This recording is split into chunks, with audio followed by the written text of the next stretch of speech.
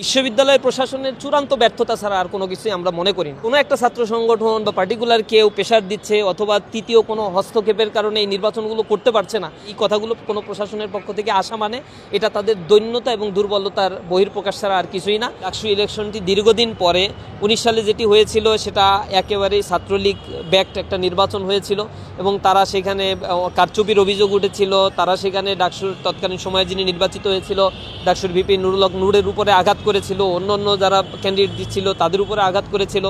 এটা বাংলাদেশের ছাত্র রাজনীতির জন্য একটা কলঙ্কজনক অধ্যায় ছিল।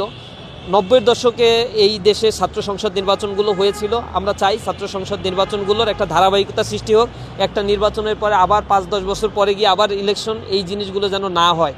আর দ্বিতীয়ত যে আপনারা জানেন যে বাংলাদেশে ঢাকা বিশ্ববিদ্যালয় প্রতিষ্ঠার পর থেকে 1921 সালের পরে ঢাকা বিশ্ববিদ্যালয়ে টোটাল 14টি ছাত্র সংসদ নির্বাচন সংগঠিত হয়েছিল, 37টি ছাত্র সংসদ নির্বাচন সংগঠিত হয়েছিল।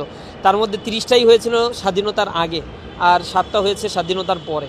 অর্থাৎ স্বাধীন বাংলাদেশে যেভাবে মত প্রকাশের স্বাধীনতা, নেতৃত্ব নির্বাচনের স্বাধীনতা থাকার কথা ছিল সেটা আমরা পাই নাই।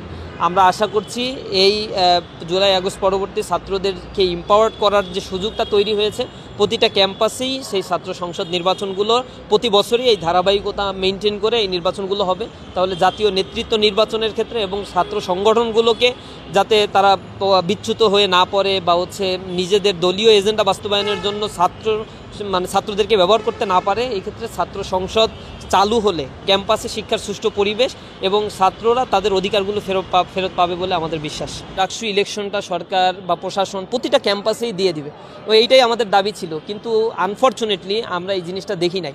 ইভেন এখনও পর্যন্ত ছাত্র সংসদ নির্বাচনের নীতিমালা আছে যে ক্যাম্পাসগুলোতে বা ঐতিহ্য ছিল এমন ক্যাম্পাসগুলোতেও শাবিপ্রবি, চট্টগ্রাম বিশ্ববিদ্যালয়, রাজশাহী বিশ্ববিদ্যালয়, ঢাকা বিশ্ববিদ্যালয়, জাহাঙ্গীরনগর বিশ্ববিদ্যালয়, এই ক্যাম্পাসগুলোতে এখন পর্যন্ত তারা নির্বাচনের আয়োজন করতে পারে নাই। এটা তো বিশ্ববিদ্যালয় প্রশাসনের চূড়ান্ত ব্যর্থতা ছাড়া আর কোনো কিছুই আমরা মনে করি না।